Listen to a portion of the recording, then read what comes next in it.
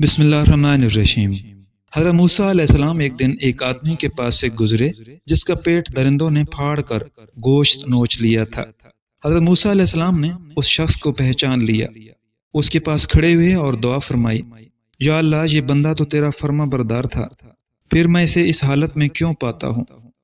اللہ تعالیٰ نے حضرت موسیٰ علیہ السلام کو وحی فرمائی کہ اے موسیٰ، میرے اس بندے نے مجھ سے وہ مقام طلب کیا جس مقام تک یہ اپنے اعمال تک نہیں پہنچ سکتا تھا، چنانچہ میں نے اسے اس مقام تک پہنچانے کے لیے اسے اس مصیبت میں مبتلا کیا ہے۔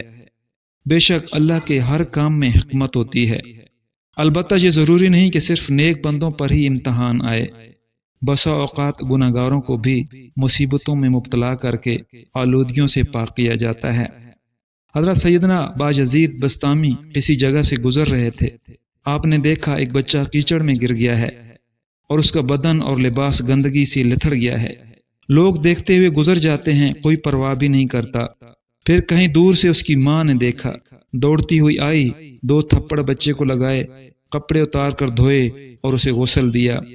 حضرت بسطامی کو یہ دیکھ کر وجد آ گیا اور فرمایا کہ یہی حال ہمارا اور رحمت الہی کا ہے۔